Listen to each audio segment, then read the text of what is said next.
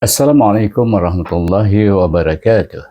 Alhamdulillahi rabbil alamin wassalatu wassalamu ala asyrafil anbiya'i wal mursalin sayyidina Muhammadin wa ala alihi wa sahbihi ajmain. Selamat jumpa lagi sahabat-sahabat dan teman-teman dalam program kita iaitu mengetahui berkenaan dengan asas hukum-hukum tajwid yang perlu kita belajar dan menguasainya sebelum kita dapat membaca Al-Quran dengan baik. Kali ini kita masih berada dalam iaitu adab membaca Al-Quran. InsyaAllah kita akan teruskan dengan hukum-hukum tajwid selesai perkara-perkara asas sebelum kita memulakan hukum-hukum tajwid yang terdapat di dalam Al-Quran. InsyaAllah kita teruskan.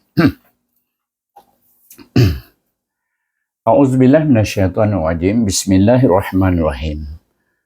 Kita berada dalam sesi asas tajwid, membincangkan asas tajwid. Pertama, yang kali ini kita akan berbincang tentang adab membaca Al-Quran.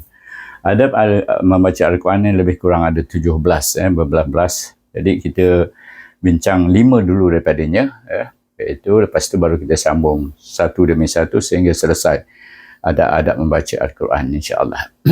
Baik. Pertama, sebelum membawa mushaf Al-Quran, iaitu Al-Quran itu sendiri, kita mesti suci dari hadas kecil dan juga hadas besar.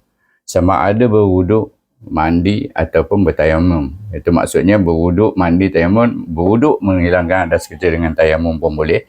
Kemudian mandi kalau tak ada air pun tayamum pun boleh.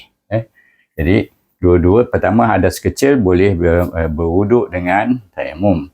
Kedua, hadas besar boleh juga mandi dengan tayamum. Okey, itu kena faham betul. Dalilnya kenapa kita mesti suci dalam surah Al-Waqi'ah ayat 79 menyebut yamassuhu illal mutahharun.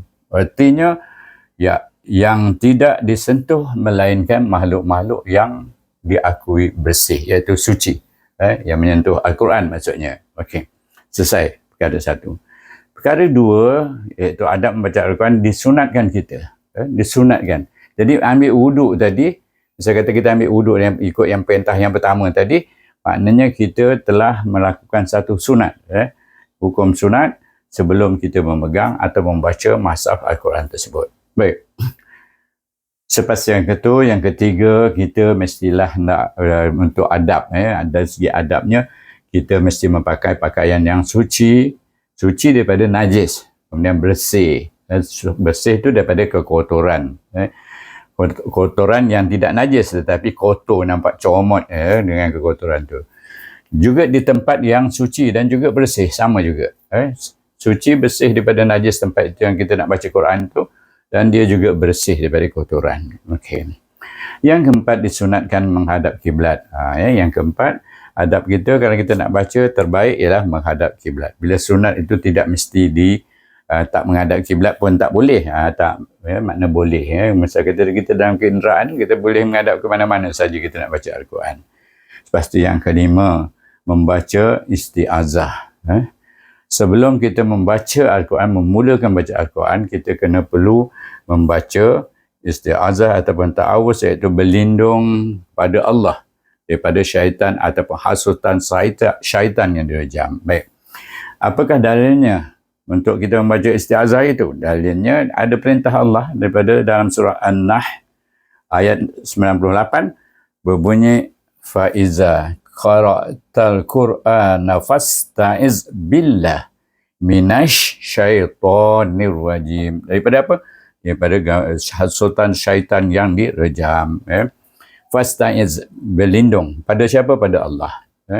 Okey, itulah dalilnya. Jadi kalau orang tanya kenapa mesti baca a'udzubillah, itulah dia dalilnya, perintah Allah.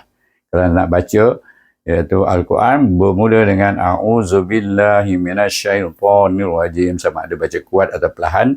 Yang penting kita minta pada Allah supaya tidak diganggu oleh syaitan dan yang direjam semasa kita membaca Al-Quran.